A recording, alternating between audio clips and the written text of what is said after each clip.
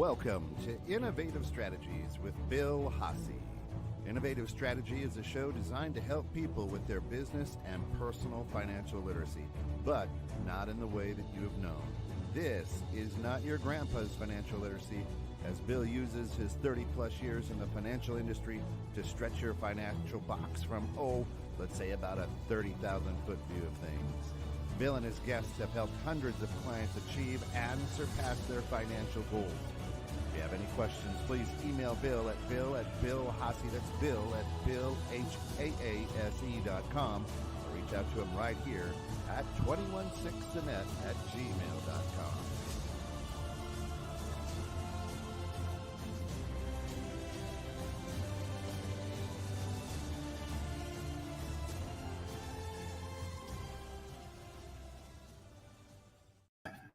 Morning, Drew. Hey, morning, Bill. How are you, buddy? Good. How you doing? Good, man. Good. Just, enjoying the weather here in the Midwest and trying to do the best we can. We're the lucky ones. I'm not complaining about global warming right now. Hey, and it's Happy Almond Day. Don't forget that. Oh, is that what it is? It's Almond Day. Is that a calendar date now? I guess. Every day has something to it. But and then we have the Caitlin Clark gal in Iowa, who is now the highest scoring female basketball player in college history, NCAA history. Cool stuff. We on a completely different note, UK and Japan announced they're in a recession. Not a good sign, folks. Not a good sign. That means there's many, many other countries, and they've probably been in that recession at least 6 months to a year anyway already. But today, I got a special guest, good friend of mine, Luke Van Avery, joining us. Luke, welcome on into the show. Love having you. Bill, what's going on? Thanks for having me. I'm learning right now. I'm actually learning the true value of working with a broker, somebody like you, and it's very beneficial. I found, and I hadn't done that in the past. So I'm learning a good new lesson. Always like learning that, but that's what you do. You're a broker. Tell us a little bit about you first, though. Who's Luke Van Avery? I am a broker, and I think the model is it helps. I may be biased because I'm one, but hey, a little bit about me. Where do I start? I think I have to start in Charlotte, North Carolina, where I was born and raised. Why do I have to start there? Because I met my wife when I was 16. I am 36. That's 20 years. Wow. So, well, you didn't get married at 16. I did not. I got married at 28. So it's 20 years together, 8 years married. This year will be 21 years together, 9 years married. Hear that, ladies? For all of you hanging on to that guy for 12 years. Yeah. Before he finally commits. It worked. She wore you down.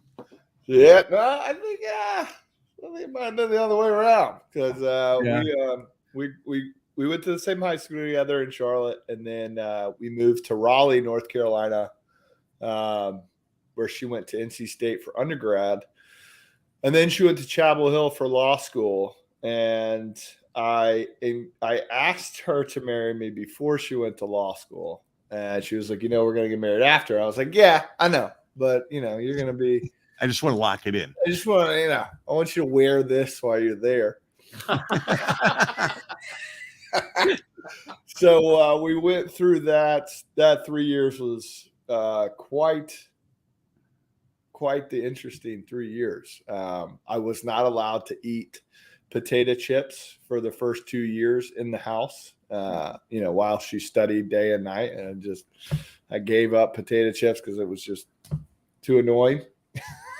But by the end of it, the last semester, I would be going to work and she would be sitting by the pool. And I was like, hey, what are we doing?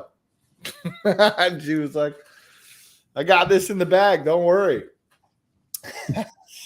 Yeah. And she actually did. So she took the bar exam in May of 2015.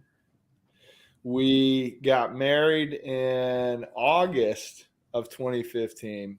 And on our honeymoon, she woke up the second day and was like, hey, I can know if I passed the bar or not.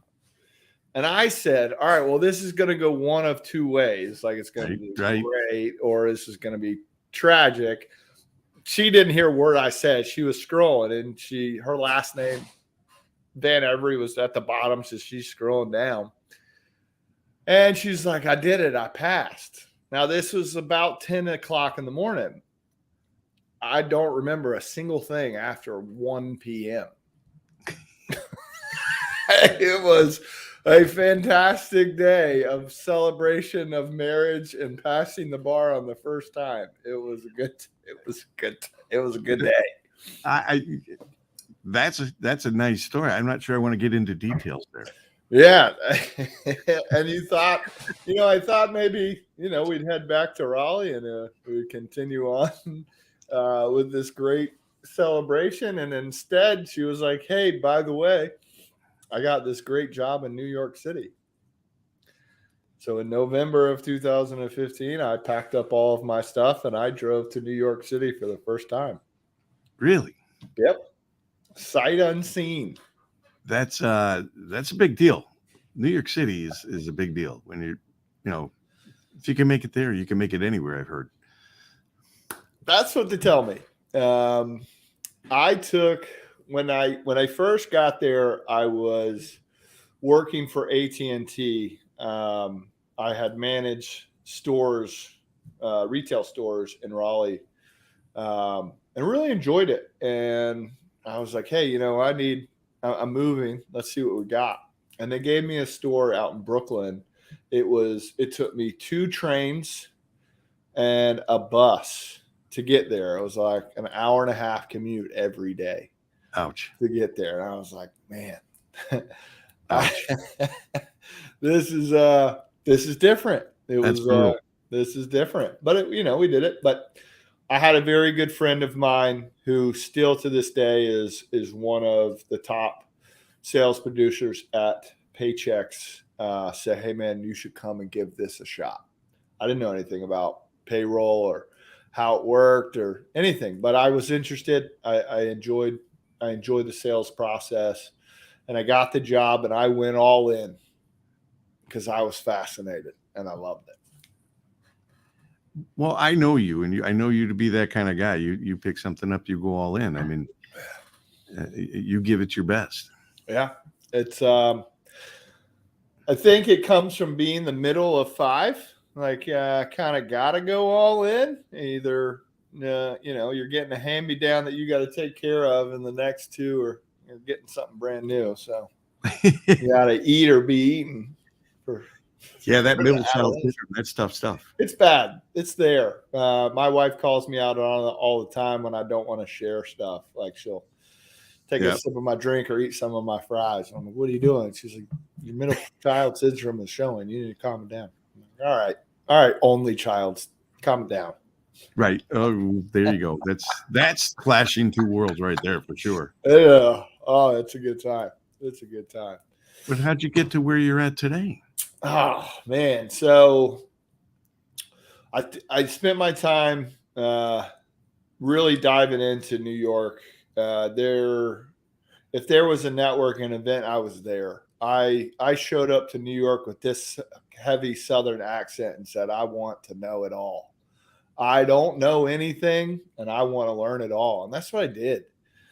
I just dove myself into the culture and I'd never been in a culture that networked so much and just where you were always around people and people always wanted to be around. And, we had this stigma of people were rude or whatnot in New York. Yeah. And it was really the total opposite. Now, people are in a hurry, and if you get in their way, they're going to, politely tell you to get out of the way. But push in front of a cab, whatever. Yeah. Right. So I went all in, and it was payroll at first, and then I found that business, they need more. That's just one aspect. I want to help with a lot more than just one. So I started working for a professional employer organization. And that's when my eyes really got open. I was like, oh, this is something that could actually really help. Yeah. It is. The PEO, professional employer organizations, play a vital role, for small and even medium-sized businesses, right? Helping attain, retain, attract employees and whatnot but I want you to explain it because I know that world. I know that world a little bit. I worked in it for a little while, and it brings a lot of value. So my explanation of what a PEO is professional employer organizations help companies with payroll, employee benefits, workers' comp risk management, and HR support, all through their HRIS system. Okay. Well, what makes them different of just, processing payroll? Well, in the PEO, we work off what we call a co-employment. So we take the employees of the client and we put them under the federal ID number of the PEO. So they look like the PEO's employees, but it's only for administrative purposes. So the PEO becomes the administrative employer of record. Right. Which then allows you to process payroll under their federal ID number. So it's on them to file the taxes, to exchange, and to make sure that everything is going where it's supposed to be. Well, don't forget to point out one biggie, right? So the employer is no longer at risk. Correct. If something goes wrong with that state unemployment because it didn't get filed correctly, you wouldn't even know about it. Or even an HR problem with an employee, right? So we're coming to that part. Okay. So they've helped you with so process the payroll, and then on the workers' comp behalf, you adopt the workers' comp policy of the PEO. It's typically a pass-through, or a lot of times we can get a better rate. But what it allows you to do is you don't have to pay money up front on the PEO, and there's no audit at the end of the year to then pay what you should have paid. You pay it on a pay-by-go basis. Okay. So that you're paying exactly what you're supposed to pay. Every time you process payroll, just like everything else, it's getting paid, right? Yeah, that's and it is a change. Is it a huge time saver? Is it a huge bit? It depends on how risk averse your company is. If you're a roofer, it's going to probably help a lot. If you're a professional service and everybody sits in the office and is 1099, not a big deal. But it's still there and you don't have to worry about it. Then that brings us to the HR support. Now, before 2020, what did companies usually do? We were in one city. We hired all the employees in one city. We sat in one building. We all hung out in one place. We knew what the HR laws were in that city and that state, right? Mm-hmm. Now, how do we do it? We can hire people anywhere. We can have employees all over the state because we're all working remote. It's great. What that does is that brings a whole different ball game of compliance and HR into play, because there are questions you can ask in California. There are questions you can ask in North Carolina in an interview that if you ask in California or New York, going to get you in some trouble. So how do you keep up with all of that? You can have your HR people inside your company researching all that and making sure you're staying compliant, or you can have the PEO keeping you up to date, making sure that you're staying in the best compliance as possible. So, and to be clear for folks that might think, okay, if I'm in the HR in a business and we bring in a service of the PEO, I'm worried because I'm thinking I'm losing my job because you don't need me anymore. No, the PEO does not want to replace you. They want you there so that they can communicate with you and you can communicate properly to the company. Yeah, that makes sense. It's great. It's there to make the HR people's lives easier. And that's on the HR. That's on the HR spot. The cherry on top, the majority reason why we want to work with a PEO is the benefits. Mm-hmm. In the open market, if you're under 100 employees, small group benefits, 9 out of 10 times aren't coming out that great. The PEO, some PEOs have upwards of 700,000 worksite employees under their federal ID number. So they're buying power with the carriers is going to be much greater than yours is until you get over that 100 employees. So it gives you the ability to tap into the economies of scale, get better plans, better rates, and national plans. So you're not having to use local plans. These are national plans that you would see at a large company. And then on top of that, you're going to have dental, vision, long-term, short-term disability, accident, death, and dismemberment, all of these great ancillaries to offer your employees that are there for them to choose from, that otherwise you might not have access to all in one place. Yeah, so correct me if I'm wrong, and I actually have a whole team that will do that for me, including a wife. Isn't there a new federal law this year that if you have over five or more employees that you're required to have certain types of benefits? I don't know if that federal law has gone through. I'm gonna side table that because I don't have the answer to it. Yeah, I heard So it. I'm used not to be positive. 20.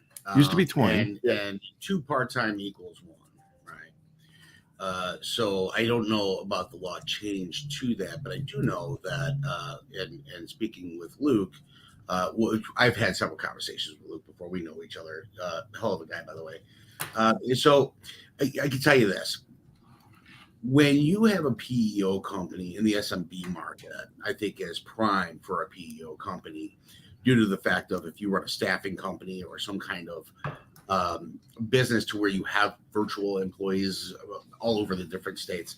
Yeah. Not only are your benefits, not only is the liability being passed over, but it's the child support, it's the unemployment, it's all these things that take up time. And Bill, you know as well as I do, time costs money, right? And what business owner wants to deal with that? It allows you to focus on your mission critical. I say it all the time, your mission critical process of what your business actually does. Yep. Let them deal with that. A lot of people don't understand. And are you replacing the human? Of course, you're not replacing the human resource. Absolutely not.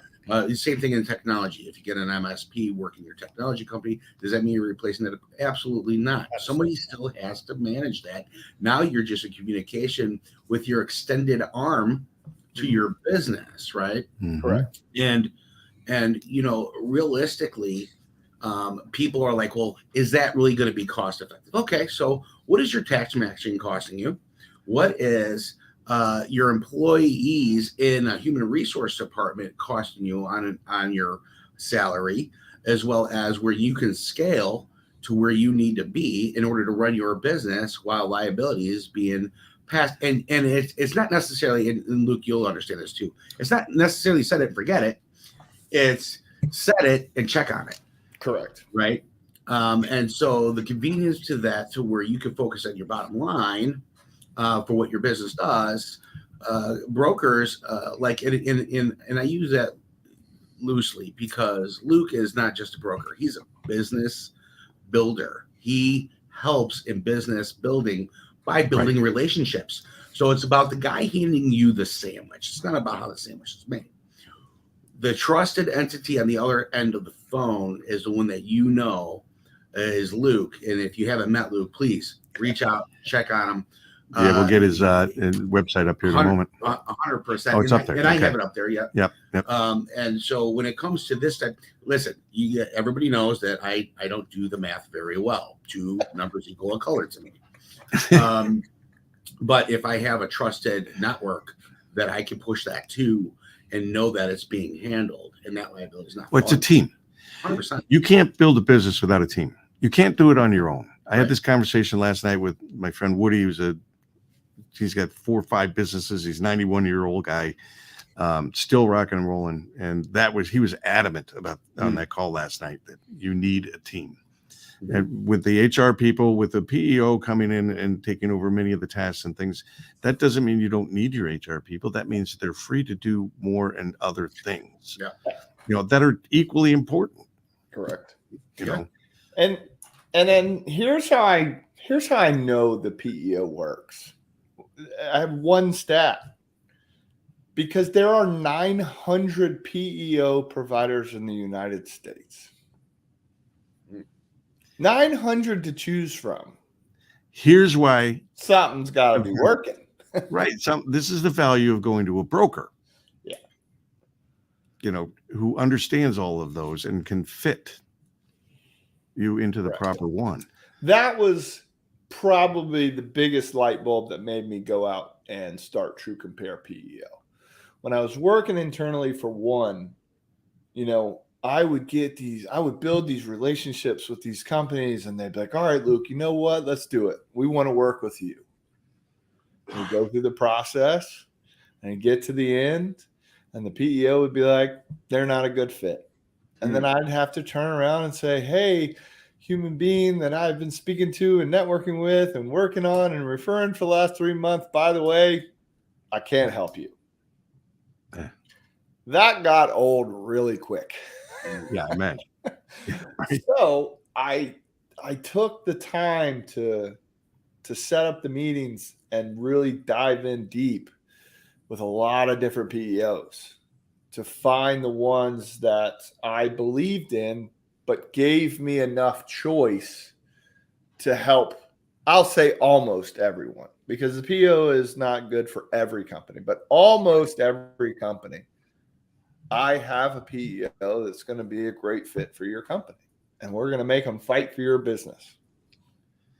Yeah, because here's the difference. You go out on your own to talk to PEOs, I guarantee you, they're like any other salesman, they're like going into a car dealership. They're going to tell you exactly what you want to hear, and that you fit perfectly with what they're doing, and they fit perfectly with what you're doing. And you buy into it until you find out it doesn't fit. Yeah. Well, it's nice to have options, right? So you're able to give your clientele all these different options. Yep. Versus just the one. So instead of saying, okay, well, I can't take your business because A says no. But now I have A through Z. Yeah. And so before I even have my conversation again with my client, I'm going to have several different options that they can choose from, because my focus is on them, right? That's your client. Right. So, question for you, Luke. Sure. So, in an organization or a company, what are the challenges that if they're facing, that they should go, you know what, it's time to move this to a PEO? Yeah. So it really depends on what the situation is. There's a lot of different pain points that we can touch on. The first one's is going to be cost, right? So let's say you got this great company, you got 10 employees, you're starting to grow, but hey, man, we got to start offering benefits. All right, what is this going to cost us? Yeah. Where do we get this from? And how do we implement this into the company? There are ways to do it without the PEO. Sure. And it can get confusing. Time consuming. And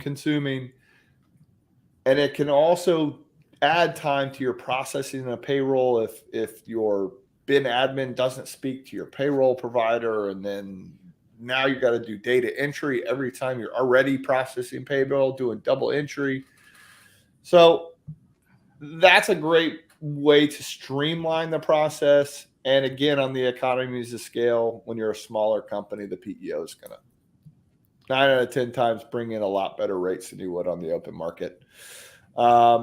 The other one, which we run into quite often, is the employee turnover, the pain of losing employees. Like, hey, how can you help us keep employees? All right, well, let's build out a benefit strategy that helps keep them. And also, let's make sure that we're treating the employees correctly so that they want to stay. Yeah, it's extremely valuable, because most people believe that benefits are just a given. That, you get a job, that's what comes with it, and they don't understand it. Those are really perks. Yep. However, it's understandable that they think it's a given, because if you don't have them and you can't offer them, then you're limiting the people that are willing to come in to work for you. I think we're at a point where it's almost you kind of got to. Right. And unless you find those employees that maybe the spouse works for a big company and they already got it like that. Yes, exactly. Awesome. They don't have to worry about that, but that's not always the case. It would be difficult for me to go back to the workforce and work for somebody who didn't have a 401k. I mean, even if it's not, you're not matching that much, you don't even have it for me to put in there. But the funny thing about 401k. Oh, here we go. Yeah, you got into my world now. One question I can add when I talk to people, I say, you don't know about money. Yes, I do. I know all about money. Do you have a 401k? I do. What are you invested in? I don't know. Well, what was your return last year? I don't know. What is it costing you? I don't know. And it's like, are they matching? Yeah, they match some. How much? I don't know. That's your money. You got to start somewhere with something. But it's a valuable tool, because if you do know, and you're getting them, say, matching 3%, that's free money. Yeah. You don't want to leave that on the table. Well, and it also brings back in your recruiting of, why does somebody want to work for you? Yeah. And what are the benefits? Not everything is this black and white. All right. So I'm going to get a little Chicago Italian on you guys a little bit, because I've seen the loopholes that people try to pull when they're in a business, and maybe they're just going from that growth on the mom and pop or startup to an SMB market, where they're like, well, I don't have employees. Everybody's a 1099 here. Oh, okay. Mm-hmm. So after a while, the state goes, well, you got about 40 or 50 1099s working for you. Let's go through the checklist and see if they're really 1099s. Yeah. Right. Next thing you know, you're getting fined per person because there shouldn't be 1099s, and they're going to backtrack a lot of that, especially on tax. And so when you could have just gone to guys like Luke and said, what are my best options, right, to have employees? So, everybody wants that loophole to go, how does my bottom line get bigger where I have less responsibility? I don't need to fire you. I could just let you go. We're a contracted 1099, so therefore you don't get unemployment. And some factors, they can still, especially in the human resource world. But now your focus isn't on how you bring in money. It's how you perfect your loophole. That's silly and stupid, right? Well, that leads to a question for me. Yeah. Can a PEO cover people who are 1099?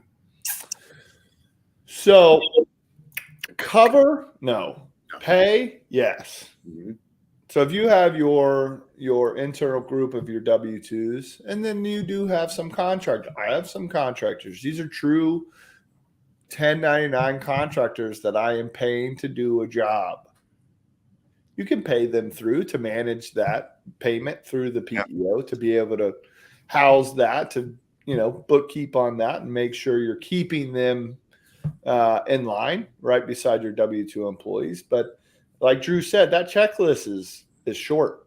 Okay, so there's no health, dental, life, no vision, no 401k. No, in the insurance world, I'm in the insurance world with my business as well as a broker. And, what you can do there, and a lot of people try to pull this trick. They say, well, I'm just going to get a balloon policy that's going to kind of cover the liability just to protect me, right? Because of all this. And but if you want to offer to 1099 and say, hey, we would like you to work for our organization as a contractor, then I'm going to pass you to our broker who's going to shop your best benefit according to your budget, right? You can do stuff like that. Maybe throw a supplemental on top or something like that. I like you bringing up budget. Yeah. Because, there are PEOs out there that can be very expensive. Sure. There's one that I remember back in my day, it was a Ministaff was the highest costing PEO on the street by a long shot. They are a different name now. And we can let people guess on what that is. But, that's where, Luke again comes into play. Yes, our job is to simplify the PEO process and help evaluate top providers that best suit your individualized needs, providing transparency and trusted expertise every step of the way through a true comparison. Well, and that's what they do for a living, right? Yeah. So there's a cost to anything you do. And so once again, balancing the cost of what you would have to do internally versus go to somebody who does that for a living. Mm-hmm. You're going to find yourself, based on your cost analysis, to be a better fit to protect yourself as well as maybe even save some money. A lot of time. But that's Right. why we have 16 PEO partners, right? Do we quote 16 PEO partners every time I meet with a prospect client? No, absolutely not. Because over the last 10 years of working in the PEO industry, I understand from a specific needs analysis, speaking with the prospect, okay, out of the 16, 6 of them got a shot at treating you the best. Let's take a look at those. Yeah, and understand, while there is a cost to bringing on a PEO, you have to look at the fact that how much is it saving you with all the other tasks that are going on within your company that no longer need to be done and exercised. Now people can actually function on other aspects of their job to be more productive, hence bring in more money. Yeah, agreed. Am I right? I just want to know if I'm right one time. Everything has a cost. Yeah. He's not going to. Well, I mean, okay, so they said this on a couple of shows before, but I'll say it again. So, the people that complain about whatever the gas prices are the same ones in line at Starbucks to pay $7 for a cup of coffee. Oh, right. Yeah, don't get me going. So, when you do the homework and you label out going through an extended service to help your business grow, there's a cost to it. But go back and say, how many people would this take to do internally? What would that cost me annually? What's the tax matching on that? What are the fines if we don't do it correctly? Or pass it over, take the liability out of your structure to where you can focus on what you do best. You're pulling the trigger for me. You know that when you start talking about people going spending all that money at Starbucks and how they spend money and all that stuff, you're going right in. You're poking the bear, but and you mentioned doing the homework. Well, that's the problem. People don't, and business owners don't. I have done the homework. Yeah, I'm happy to do the homework for you as well. Right, yeah, and that's the point of going to someone who's done the work, done the homework. Like you said, you got 16 different outlets, but through an analysis that you do with each business owner, where the best fit is going to be, and then still provide options and not just say it's this one. Options are very important, people, because not like we say here, knowledge gives you options. Options gives you freedom. Well, you want to know what the best part of it is? What's that? TrueComparePEO.com. If you go there and you check out his website and you decide to reach out to Luke, what does that cost him to have that conversation? It is completely free. Wow. Amazing. Right? We're not allowed to say free in the financial world. Well, a conversation with Luke isn't going to be damaging to you at all. No. It's he's going to consult with you. He's going to give you your best options. And listen, Luke's not out there pushing to be like, let me tell you where everything is wrong so I get the sale. If he feels that you don't need him, he'll be like, hey, reach me in about a year. Yeah. That's the awesome thing about Luke. One of my best referring clients isn't a client at all. We took 3 months working on trying to find her a solution. And at the end, I said, this ain't it. You need to go a different direction. You're getting too large over here. And she's like, you worked on this for 3 months. And I said, I know. But if I try to force you to go on one of my partner's PEOs and then in 3 months you're upset, you're not going to be upset with them. You're going to be upset with me. Correct. Yeah. It's not always the best fit. And I'm happy to tell you when it's not. So let me ask you this then. How do you go out and find business? I mean, I know you are the leader and founder of ITTR, in this Together Roundtable networking group that I am a part of, and enjoy every week. But that's one method. But and then you talked about you have a client that refers a lot of folks to you. So I get a lot of client referrals because I don't disappear after you have chosen one of my PEO partners. I'm on that account as the broker of record, and I am there to support you and keep the PEO honest about what they have just shown you and signed you on to be a part of.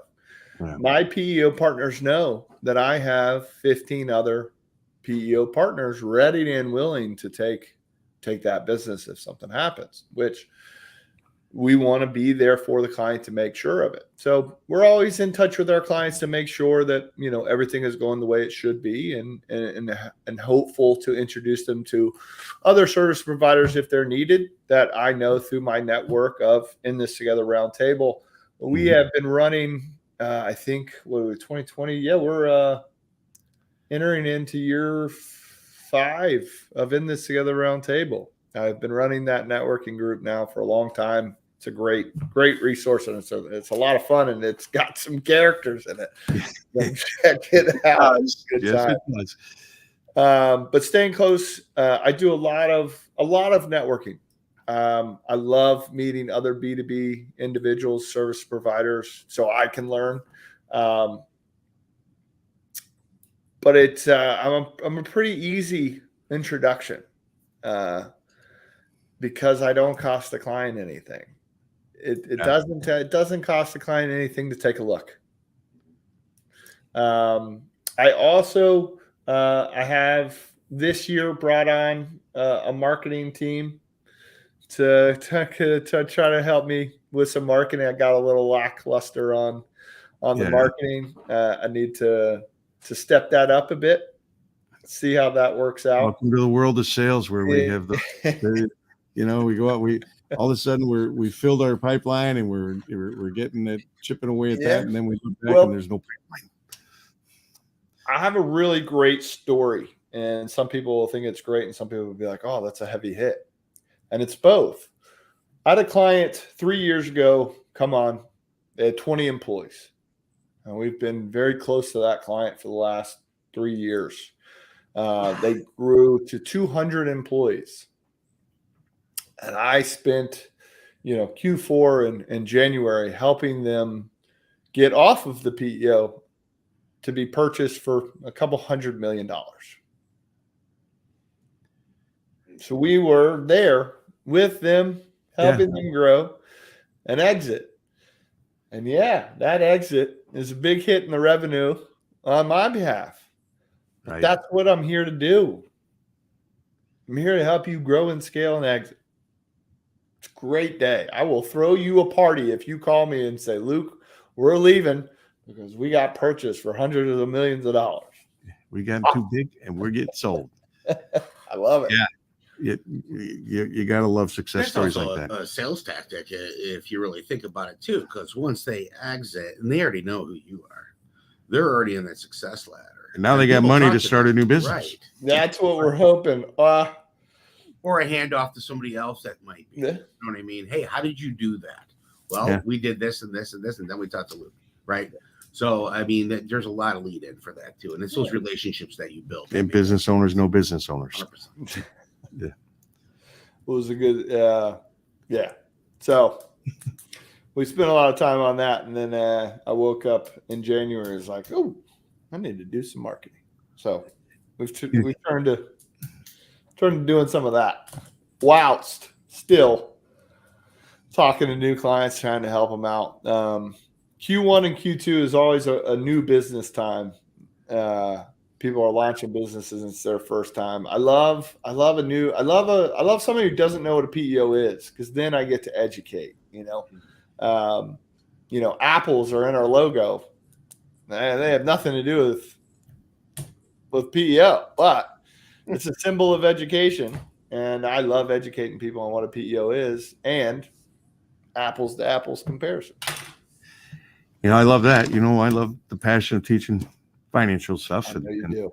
And so I totally get that. And how many people do you come across that actually, business owners that you talk to actually knew about a PEO before they met you? So it really can depend on area, location in the United States. In New York, California, Florida, everybody knows what a PEO is. Those states, just the laws, compliance, they know. So sometimes, you get to Tennessee, you get to Colorado, you get those mid states that maybe haven't been educated quite as much. So I run into quite a few people who are like, oh, I didn't know this was a thing. And then we're able to show it to them. And it's great. Not everybody. New business owners a lot when you, like myself, you work for companies for a long time, and then you decide to go out and start your own business. Yeah. And you're not really sure, what the internals of running that business looks like. And I get to you and I get to show you this and how this is going to help. That's a great day.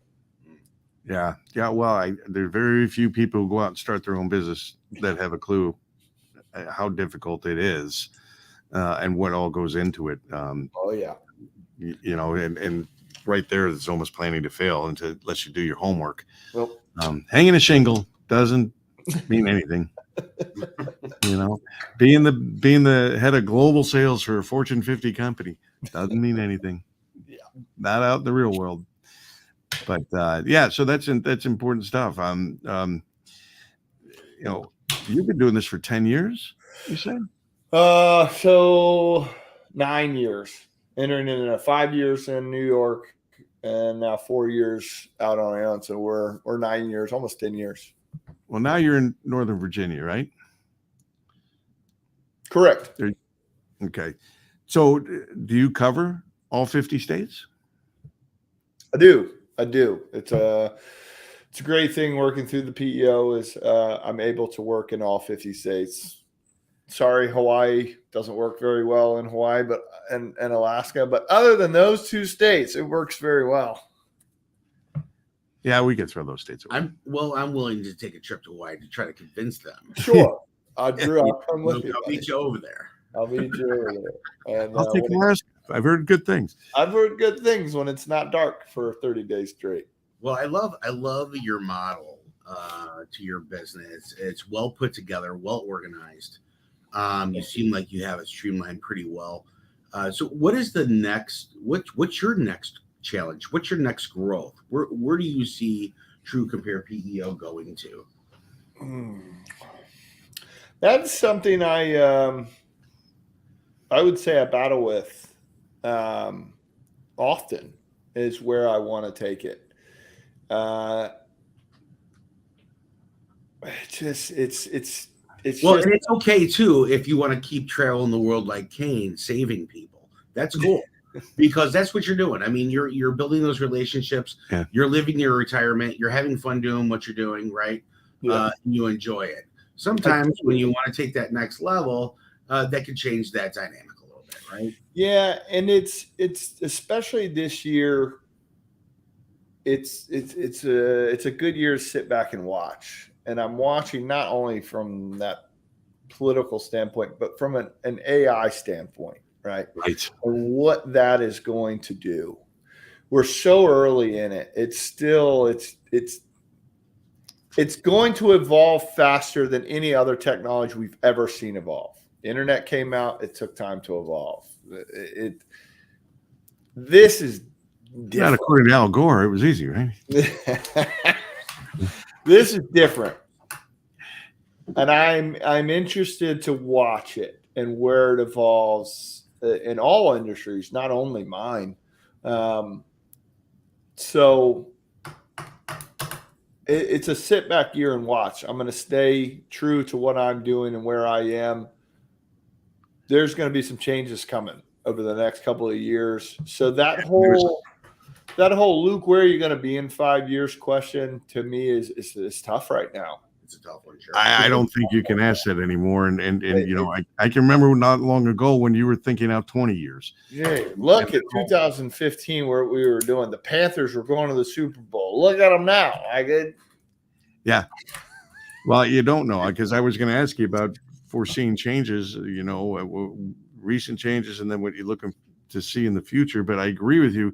I think a lot of people are sitting back trying to figure out how is this AI going to affect my business, and my bottom line. And because all we're told is everything's amazing, hunky dory, this doing great things. No, it's not going to take away jobs. Well, it already has. And we're also seeing some bad sides to AI as well, in the forms of whether it's in malware or other types of scams. Oh yeah. It's getting involved in. So, I mean, it's not just how's it going to affect me, my business is in what I do, the product or service that I sell, but how is it going to affect me in ways I'm not seeing? Whether we become a Lurie's Children's Hospital where we get shut down. That's an interesting. I guess that kind of depends on what side of the bullet you're on. I mean, a bullet could be bad or a bullet could be good. Sure. It depends on what side you're on. AI has also opened up other jobs. Yeah. In the world of technology that I'm in, I could tell you that it has saved me a lot of trouble in a lot of ways, but it does affect other people's marketplace. Yeah. Right? When you're a writer, but now you can write a book through AI, I can see how that could be a problem, right? If your business is in the brokerage, it's about learning how to adapt to, because that's not going anywhere anytime soon. No.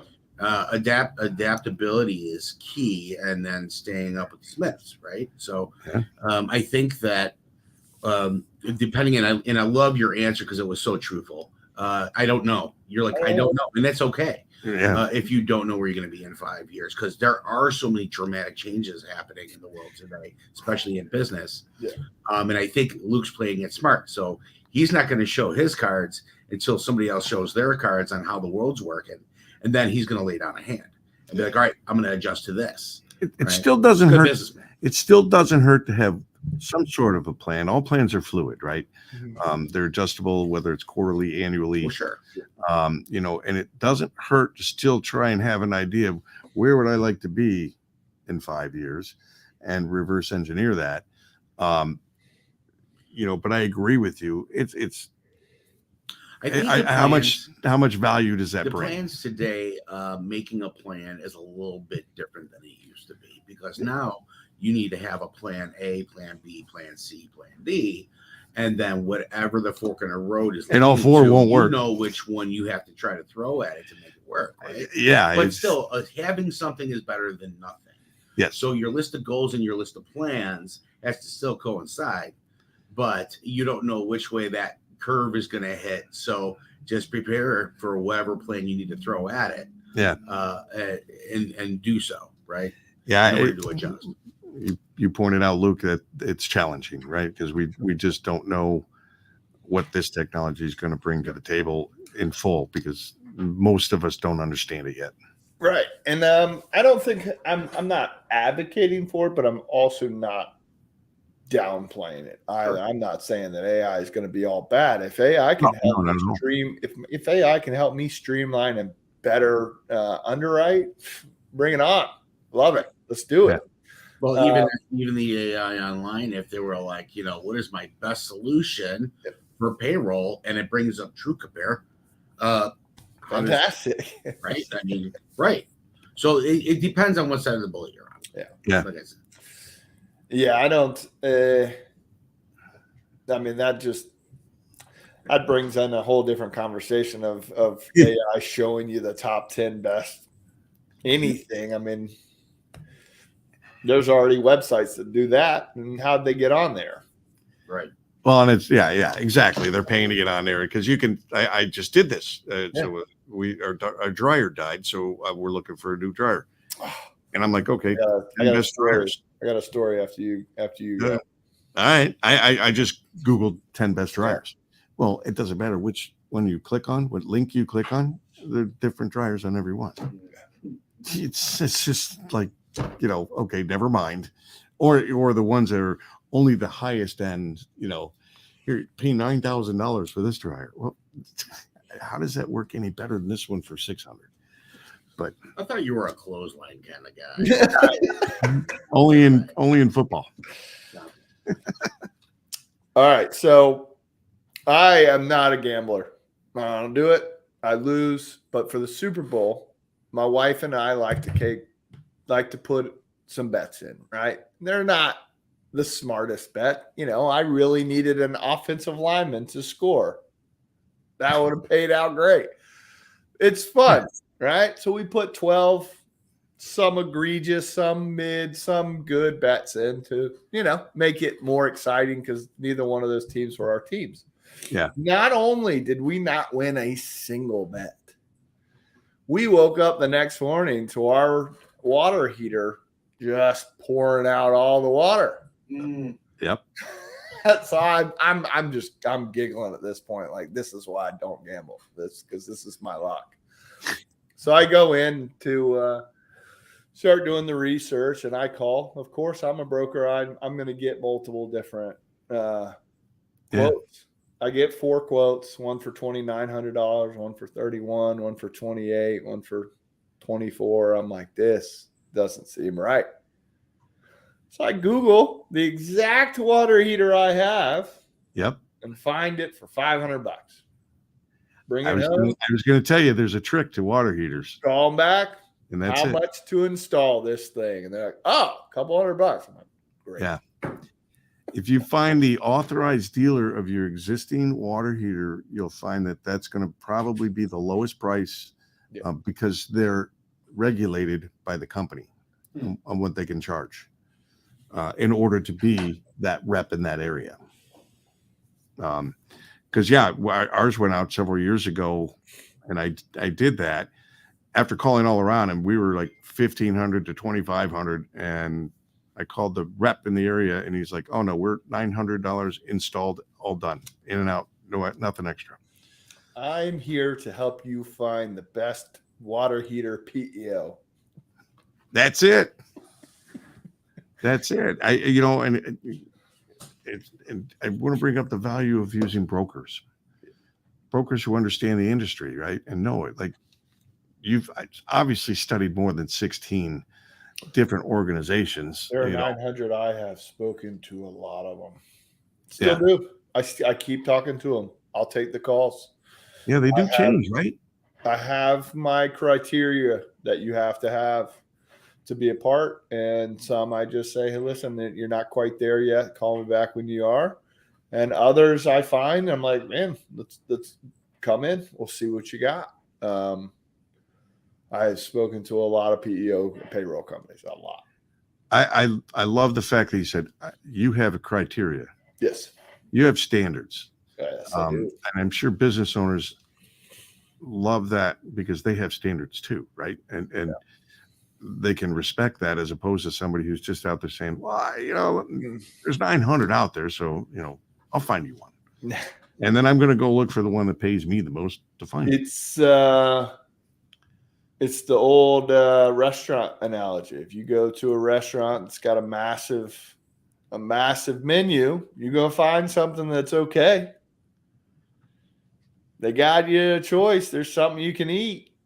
Yeah. If you go to a fine dining restaurant and there's 6 items on there, those 6 items are going to be incredible.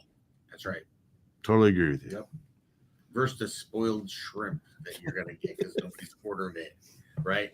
By the way, always order on the specials. Let's talk about criteria. Let's back it up a little bit on your criteria. Sure. So what I really love about this is, because as an entrepreneur and broker myself, I love the fact that he is not settling with his vendors on their criteria.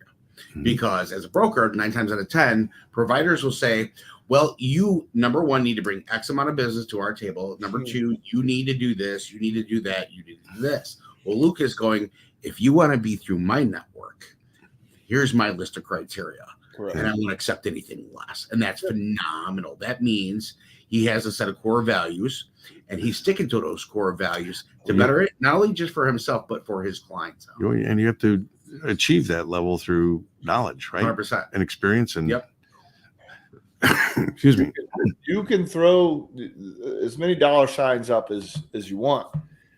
If there is a high risk of your company closing your doors because nobody is holding you accountable with the criteria that I require, right, your dollars don't mean much.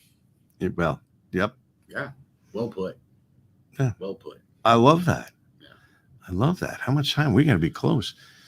Yep. We got about 5 minutes. Cool. But so we want to make sure everybody, you can go to truecomparepeo.com. It's all spelled out, truecomparepeo.com. You can set up a time to talk with Luke. He's not going to charge you anything. He's going to educate you on the things that you need to know and learn about for you to be able to make your own decision as to what's best for you and your business. But I guarantee you, not having that conversation with Luke is going to lead to problems, because there's an old standard we used to live by when I was in the trading pits called GID, get it done. Don't let it sit and simmer, and because it's going to bite you in the ass.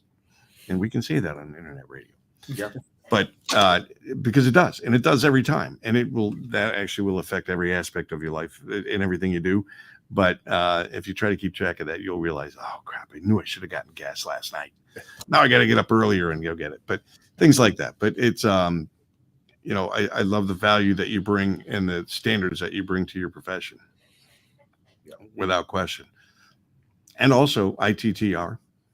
Yeah. Yeah, it's good stuff, and it's a vetted network too. So it's we just don't let any old Sajad in. So I would have to say that Luke, you're crushing it, and continue to crush it, my friend. Thank you. And so, Bill, Piano Trends here locally in the area for all the music needs. Our partners in with 216 Creator Studios. They let us open a studio with them, so we're partnered in with them. So. Folks locally here in Crystal Lake or McHenry County, if you didn't know there was an alternative for your child to get their musical instrument, go to Piano Trends out there local in Crystal Lake. They do everything from sell pianos, not just pianos, but everything from trumpets, guitars, and have lessons and books and actually care about your budget as well. So feel free to check them out, Piano Trends, pianotrends.com. It's funny because I told you I'm meeting with a Grammy Award-winning musician this weekend, and I had to point out to him, I said, you're in luck, because I'll have no questions about music because I can't play a note, sing a note, or read a note. Right. So you're safe. I was asked about a guitar. They're like, "Oh, can you shred?" I'm like, "Paper. I don't even know anything about a guitar, but I would love to learn." Innovative strategies. And if you folks go out to YouTube there, go to 216 Creator Studios to check out Innovative Strategies. Do us a favor, click that subscribe button, ding that bell, hit the like button. Yeah. Like I know Luke's going to do today, to see other shows that we carry as well. Yeah. And feel free to check us out on all the other platforms that we have. Yeah. And Luke, we want to thank you so much for coming on the show today. We really appreciate filling us in with your expertise, your knowledge, your standards, how you handle yourself and your business. We need a lot more people like you. Thank you very much. It's been a pleasure. It's good seeing you again. So move to Illinois. Why don't you move to Illinois? Get out of that Virginia. Illinois. I'd love to come visit Illinois. I haven't been to Chicago yet. Come out this way, you got a place to stay, my friend. Yeah, I appreciate it. Take you to a Cubs game too. Yeah, I would love to go. I would love to go too. He'll also buy all the beers, so you're good to go. Don't worry about Hey, I give the tickets. He gets the beers. I'll take either one. That would be awesome. Too good. So again, go to truecomparepeo.com, reach out to Luke and get that free education. Yep. At least learn about it so you can make proper decisions, good decisions when the time's right for you. Absolutely. Luke, thank you so much. Really appreciate it. Always a pleasure. Have a great day, folks.